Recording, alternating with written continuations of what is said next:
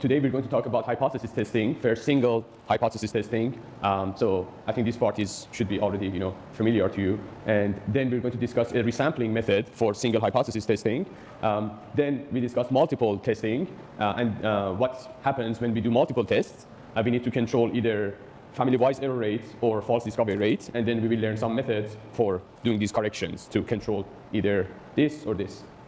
So let's start with single hypothesis testing. So with single hypothesis testing, usually we have some null hypothesis represented by H0 or H0, and then we have alternative hypothesis H sub A. So the null hypothesis is usually something like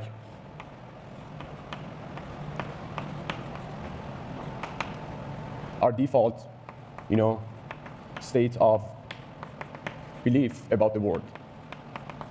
So it's usually something, uninteresting and just default. And then the alternative hypothesis is usually something else, something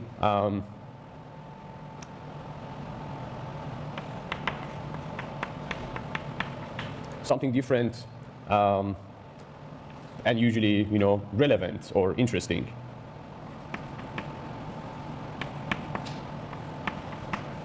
So relevant for the sake of the test. So, so our default state of belief could be something like, in univariate regression, it could be something like the real mean of population between treatment and control are equal, something like this. It means that we're doing a two-sample test, so we have two groups, one of them treatment, one of them control. So we have some intervention. For example, we give some drug to the treatment group and some placebo to the control group, and then measure some variable of interest. For example, measure the blood pressure in the treatment group, measure the blood pressure in control group. Then in order to test whether that drug has an impact on blood pressure, the null hypothesis is that average blood pressure of people or mice that have received the drug is different from the average blood pressure of people or mice that have not received the drug. So there is nothing interesting here. It means that the drug is not, it doesn't change anything. So usually this null hypothesis is just something boring, and when we fail to reject the null hypothesis, we don't have any claims to make. We don't have any, discovery. But the alternative hypothesis is about something different and relevant and usually interesting. So in this case, the alternative hypothesis could be the real mean of these two groups not being equal. So the thing is, we don't have access to these. These are mean of the population, and we don't have access to measuring these because we only have given this, this drug to some, to some sample of the population. So what we need to decide, what we need to use to make a decision here, which is a binary decision, either we fail to reject null hypothesis or we reject null hypothesis. For this binary decision, we would look at mu hat in the treatment group and mu hat in the control group. So let's say we have 100 mice in the treatment group, 100 mice in the control group. We measure their blood pressure and take the average of those measurements for the two groups. And this would be the numerator of some test statistic. And then for the denominator, we need some measure of the standard deviation of this thing in the numerator. So that measure is something like, so NT and NC are the number of observations in the two groups, so in the treatment group and in the control group. So in the example I gave, this would be 1/50 plus 1/50. And S is the pooled standard deviation of the group, of both groups actually. So this is like some, it's the square root of some sort of weighted average of the standard deviations in the two groups, standard deviations of the measure of interest, like blood pressure. So this is like two-sample t-test. So we have this statistic, right? We measure it based on our sample, and let's say that we measure it and the value becomes 2.33. So now we need to decide whether this value is just something that is expected under the null hypothesis or some value that is somewhat unexpected under the null hypothesis. So we just divide the world into two possibilities. One possibility, the null hypothesis being true, and one possibility, the alternative hypothesis being true. That's it. And then for measuring how extreme or how expected this value is, we are under the assumption that H0 is true.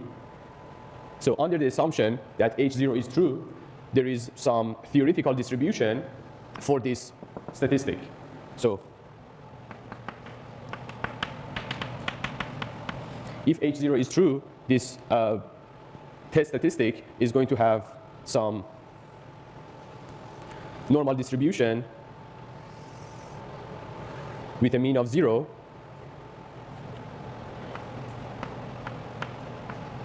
and standard deviation of 1. So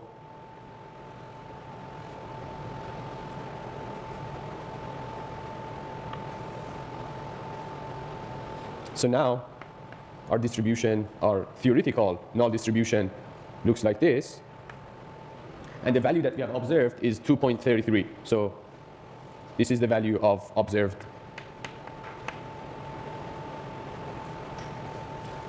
test statistic. So now, based on the comparison of this vertical line and this distribution, we can see that this is relatively, an extreme value. Why is it relative? Because it depends on our tolerance for a type 1 error. So if we use alpha equal to 5%, this is essentially our tolerance for type 1 error rate or false positive rate.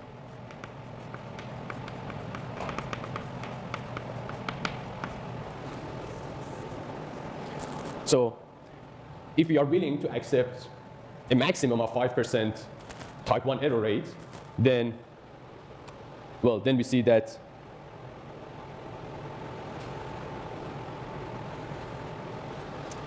the area in here and in here is 5%. The area under the curve here and here together is 5%. Therefore, the chance of observing such a number under the null hypothesis is very low. So the chance of observing this, if the null hypothesis is true, is very low, but we have observed it. So there are two possible explanations here. Either we are observing this by chance, and we are just unlucky with this test, and H0 is indeed true, or our assumption that H0 is true was wrong, and we are observing this for a reason. The reason is that there is difference between true population means. So still there is no guarantee. So with a statistical test, we can only achieve statistical significance, which means that we are able to make a claim under some tolerance of a type 1 error. Any questions?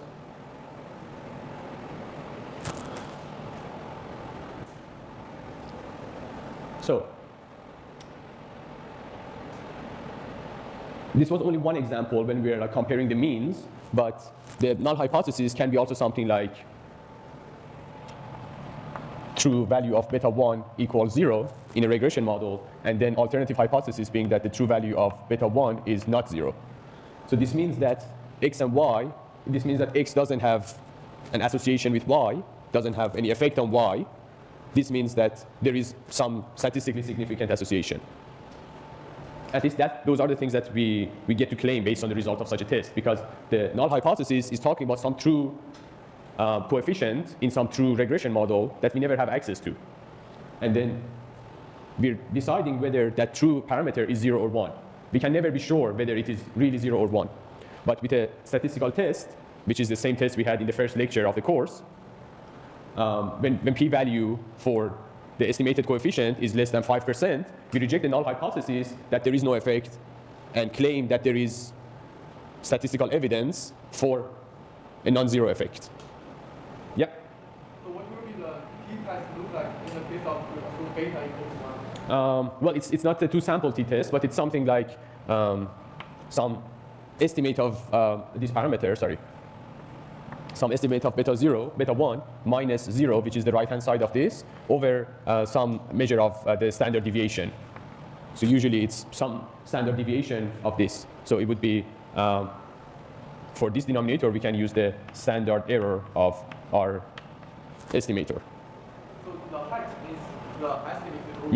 Yeah. When we have hat, we're estimating based on the sample. And when we don't have hat, we're talking about true population parameters. These things we never have access to, unless we do simulation, right? When we do simulation, it's just a demonstration of how the method works. But in reality, whenever we're using hypothesis testing, there is no access to these things. In some situations, we have access to these things, and no test is needed. So I remember that from some class back in my undergrad, I remember that an instructor had reported the, let's say midterm marks of boys and girls, and then had done a t-test underneath that table to confirm whether boys got a higher mark or girls got a higher mark. And of course it was wrong, because as long as you're talking about the class, you have access to population level data. So you don't need any t-test. And if you want to generalize that class to something bigger, like, I don't know, all the boys and all the girls in that city or in that country, then that class is not representative. So the thing is, for that situation, definitely no test was needed. Also, when you work on some population level data, like data from census, in many situations you don't need a test like this, and you can compare averages and say this group in the population has higher average than that group without any test. But the thing is, in most cases, I guess in 99% of time, we are trying to make some inference about a population that is not accessible to us, and that's why we use a sample. And that's the whole point of statistical inference, to talk about something that we don't have access to using something that we have access to, which is a sample. Any questions? For the new team, is come from the multiple sample or just come from a single sample? So this one? So we had two groups of mice. One of them was treatment group, so they were earmarked, and we know that they received the drug. And then another group was control group, which didn't receive the drug. So we measure the blood pressure of each mice and take their average. It would be here. Then for the control group, again, we have 50 mice. We take their blood pressure and take the average of that. It would be here. And we're essentially testing, the effect of that drug on blood pressure. Something similar to your, I guess, reading assignment, first reading assignment, right? You had, I think, alcohol consumption and heart disease or something like that. No? Yeah. Well, storks delivering babies, right? I guess that was also interesting, because that article shows that there is statistical significance between stork. Test this. I think this one need a battery, but you can hear me okay, right? So yeah, for that article, it showed that there is statistical significance between stork population and birth rate, and that is, of course, only association between those variables. And association, which is like correlational relevance, is not causal relevance. So that's, I think, another thing. Also in here, well, I mean, in the case of testing the effect of a drug, as it is experimentation, so we are indeed intervening and making some intervention and actually administering some drug on a group and placebo on the other group. It's more than just association. We're indeed measuring the impact. So we can make some causal claims about it. But for that experimentation, which is not the topic of this course, there are some other conditions that must be satisfied for that experiment to be meaningful. So I guess the gold standard is these random trials, right? So it should be also the observations, the cases must be also randomly assigned, so that there is no difference between the two groups other than the intervention. Then what we're measuring is the result of the intervention. So it's I guess there are some considerations needed to make sure that we're not kind of inadvertently including some other effect of some other differences between the two groups, right? All right, so this was using a theoretical null model, and we could use a theoretical null model because here, when H0 is true, this thing follows a certain statistical distribution, and if NT and NC are large enough, that statistical distribution almost can be approximated with normal distribution. So the thing is here, our whole process relies on this assumption, the assumption that the null distribution approximately follows the normal distribution. And in some situations, this assumption is not valid. So if our treatment and control groups are small, so let's say just 10 mice, then this assumption is really contestable. Or in some other situations, we're working with a test statistic that doesn't have a null distribution, at least not a well-known null distribution. So we should either derive the distribution ourselves or use resampling. So with resampling, the idea is that even if we are measuring some test statistic, whose distribution is unknown to us, or we don't want to make assumptions, there is a way of obtaining a p-value and making a binary decision between these. And that requires resampling, and the idea is actually very, very straightforward. So we do this, we calculate the test statistic, then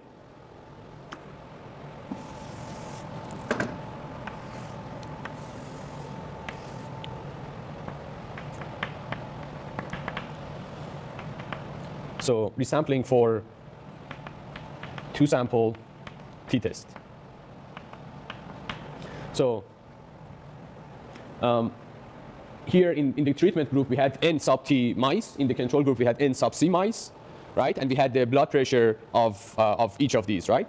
So we need to shuffle these observations and label them differently. So this is actually what we're going to use in A/B testing as well. So next week, we're going to talk about A/B testing. So these are the steps. First, we need to, of course, measure this. Then we need to shuffle the observations. So let's say the observations were T1, T2, T3, all the way to T50. Those were real labels of the treatment mice. And we had C1, C2, all the way to C50. They were the labels, correct labels of the control mice. Now we're going to shuffle them. And in the shuffle list, so we shuffle them actually. We shuffle the observations capital B times. So then in one iteration of this, if we get something like this, so let's say we get T11, then C15, then T1, then T9, and so on. So there are a total of 100, so C72. Then what we're going to do is considering the first 50 as let's say as treatment, and the second 50 observations as control. We're going to just pretend that these are treatment and these are control, which is not true, but we're just pretending for the sake of some simulation. And then in this sort of pretend scenario, we're going to measure T star B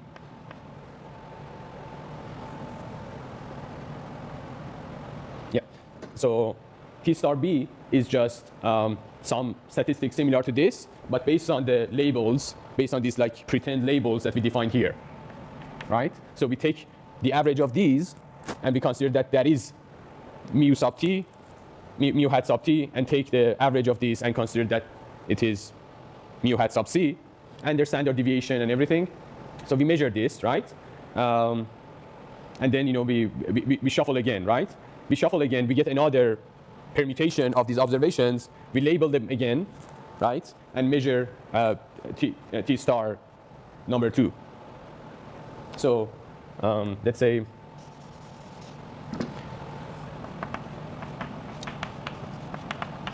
so in iteration B, the measurement that we have is T star B. And then we, after doing this capital B times, which can be something like 1,000 or 10,000, then we plot the histogram for T star B. So let's say the histogram looks something like this. We see that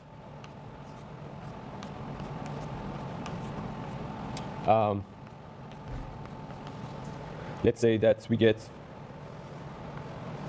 out of those 10,000 times, or let's say 1,000 times. So let's say capital B is 1,000. These many times, T star B was in this bin. Let's say these many times it was in this bin. These many times it was in this bin. So the y-axis is just frequency or normalized frequency. So this is just a normal histogram. So let's say the histogram looks like this. And also,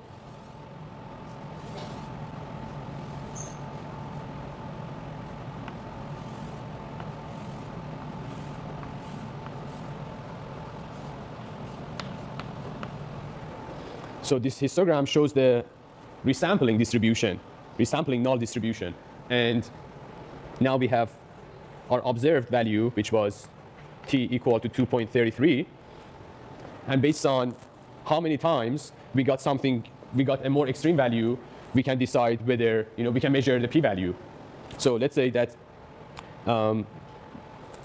this, the height of this bar is, let's say, 5, this one is 3, this one is 2, and also we need to consider the left-hand side because the alternative hypothesis is just not being equal. So it is a two-sided test. So let's say we also consider these cases where t star b is smaller than minus 2.33. So here, let's say we get 3, 3, and 2. So these were out of those 1,000 repetitions of this process. 5 times we got something in this bin, 3 times in this bin, 2 times in this bin, 3 times in this bin, 3 times in this bin, 2 times in this bin, and all these extreme values. So p-value equals the fraction of times that we observe something more extreme.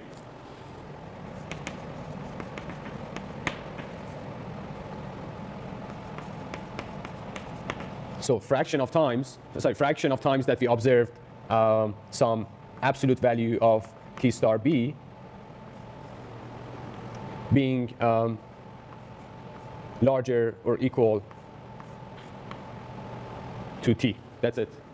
So in this case, the p-value, if capital B is 1,000, this means that we've done this process 1,000 times, and there are 8 times that we got something more extreme here, 10 times that we got something more extreme here. So the p-value is 18 over 1,000. So it's this. And as this p-value is smaller than our tolerance for type 1 error, which is 5%, we reject the null hypothesis. We reject this null hypothesis, which means that without making assumptions about the distribution of this test statistic, we have found statistical significance, contrary to this hypothesis. So we reject this null hypothesis. So this is how we can use resampling for single hypothesis testing. Yeah? The reject of null hypothesis means the alternative hypothesis becomes true. Technically, it's only about these 2 possible decisions: rejecting the null hypothesis, failing to reject the null hypothesis. So technically, we never accept the alternative hypothesis because this whole framework is based on the null hypothesis. So it is similar to let's say, a criminal trial case, right? So, by default, everyone is innocent until proven guilty, which means until sufficient evidence is presented that proves beyond the reasonable doubt that the person is guilty, right? And we never really learn if someone has committed a crime or not. So we're just, rendering a verdict. It's either, a verdict of the defender being guilty or the defender being exonerated. So also in here, this is equivalent to the default state of belief. So this is same thing as the defender, receiving, a verdict of, exoneration. So our default is this, unless we see sufficient evidence to change our belief. That's how it works. So before the test, we don't have any reason to reject this. And then when we have the test, either we observe sufficient evidence to change our belief, or we don't observe sufficient evidence to change our belief. So there's nothing to do with the alternative hypothesis. Well, when we reject this, as the world was split into 2 possibilities, when we reject this, it means that we go with the hypothesis that they are not equal. But technically, that is not called accepting the alternative hypothesis. Yeah. Technically, it's all about rejecting this or failing to reject this. We reject H0, but it doesn't mean we accept alternative hypothesis. Well, at the technical level, no. We never say that we accept the alternative hypothesis. But for our understanding, you need to consider that there are only two possibilities. And for making a decision, we focus on one of those possibilities and whether to continue with that, which is the default state of belief, or change our belief. That's it. Yeah? Also, another question about that. In what situation we can make that assumption? Like if H0 is true and T is a network? Always. Yeah, we always have this assumption in statistical testing.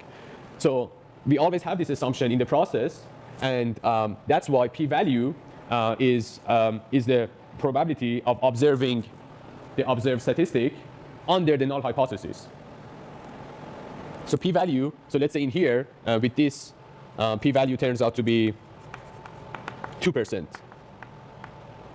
So when p-value is 2%, as p is smaller than alpha, which was 5%, we reject h naught. And the same thing happens here. So also here, p is less than alpha, so we reject h naught. The difference between this resampling method and the traditional method based on theoretical distribution is that in this method we need to make this assumption. Without this assumption, we don't have such a distribution to guide us in understanding how extreme this value is. So we consider that, all right, based on our default state of belief, the distribution of this test statistic looks like this. Therefore, 2.33 is sufficiently away from what we expect under that null hypothesis. So this 2.33 in here is actually the number of standard deviations that we are away from mean of this distribution. So it is just about how extreme this test statistic is.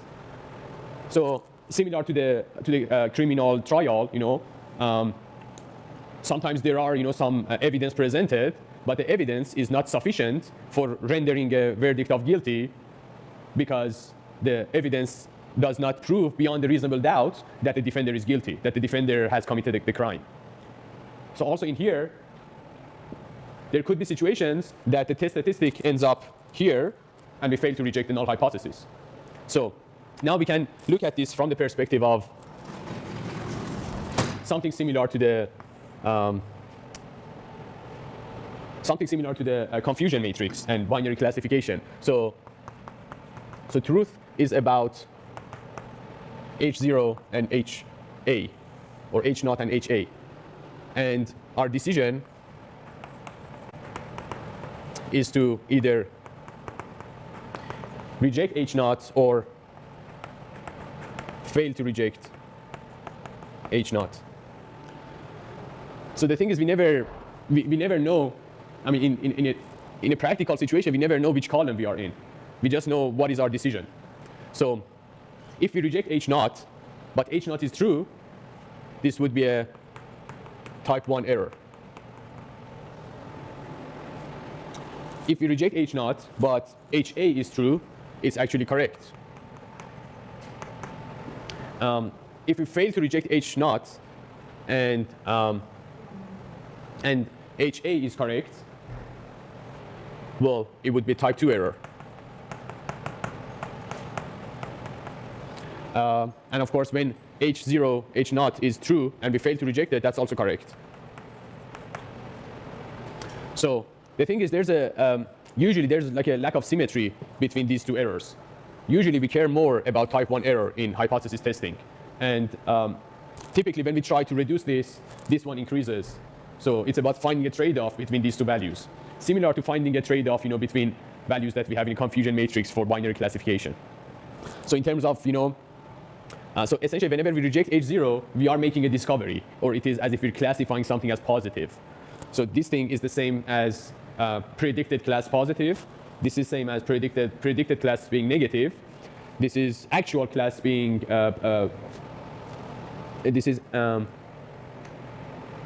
actual class being negative, and this is actual class being positive. So true positive is here. So we want to have a larger value here and here, similar to the fact that we want to have high true positive and high true negative. This one, type 1 error, is the same thing as false positive, right? So this is the same as false positive rate if we represent it in terms of rate. And this one is a false negative rate if we represent it in terms of rates. So similar to a criminal trial case, we care more about convicting an innocent person than freeing a criminal. So the thing is, truth, no one knows it. At least in the trial, no one except for the defender really knows it. So H0 means that they are innocent. HA means that they have committed the crime. And then rejecting H0 means convicting the defender. Failing to reject means exonerating the defender. So we care more about this because this is similar to convicting an innocent person compared to this one, which is also, of course, undesirable, but this is about exonerating or freeing someone who has committed the crime. But the thing is, in this case, we didn't have sufficient evidence to reject the null hypothesis. So we failed to reject the null hypothesis, and of course that's undesirable, but not as big a concern as type 1 error. That's why we have alpha, which is our tolerance for type 1 error. And we're going to see in the next part that when we do multiple hypothesis tests, the total type 1 error that we have for that process, if we don't control for it, it's going to reach large values very quickly. Now I'm going to move on to multiple hypothesis testing, but before that, one important consideration about statistical testing and large data. So statistical testing is traditionally for situations when the sample size is kind of moderate, right? So 50, 100, 200, these sort of numbers. But now with with the digitalization of life and big data and digital trace data and just how we can measure many things very easily and very cheaply, it's common to have situations where these numbers, these sample sizes are huge, like, I don't know, thousands or even millions, right? If you are modeling the ad click problem, which is about how people click on ads, as if you are doing it for some large company like Google, where every second I guess there are millions of people on Google website, then it's very easy to have huge numbers here. Then when we have such huge numbers, it would be very easy to reject any null hypothesis. So with sufficiently large sample sizes, we can pretty much achieve statistical significance for many tests, especially for tests of comparing means. This means that with big data and with large-scale data analysis, it's normal to get statistical significance. But that statistical significance could be our confidence about rejecting a null hypothesis where the effect size is tiny. The thing is, in reality, these two are never mathematically equal, because this is just one number in reality, and this is another number, and just two numbers being exactly equal is impossible. That's why this thing is very easy to be rejected if our sample size is huge, because with a huge sample size, we would be able to detect even tiny deviation from equality, right? And because of that, there are situations where we have statistical significance, and that statistical significance does not automatically suggest practical significance, because practical significance is also about effect size. So the thing is, we're measuring the blood pressure in two groups of mice, and if these groups are large enough, we will be able to detect even tiny differences in the average blood pressure of those two groups.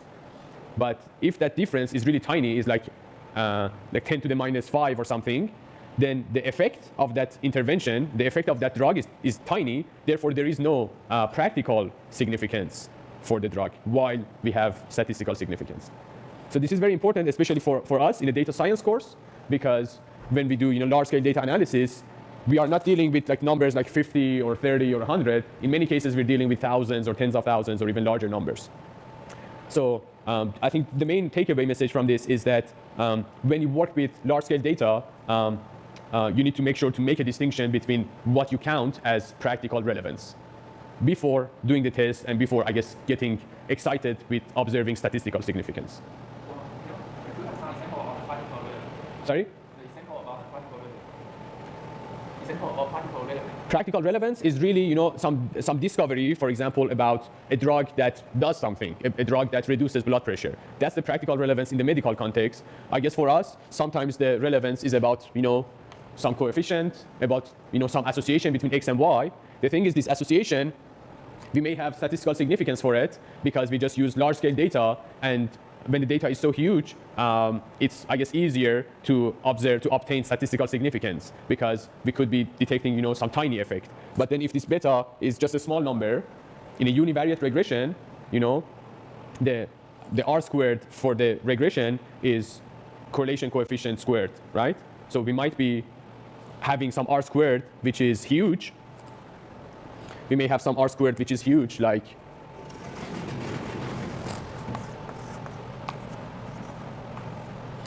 we have many, let's say, many data points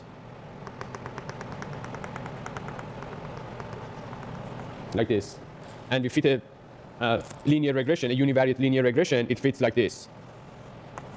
R squared becomes almost 1, which means that the correlation coefficient between x and y is almost 1.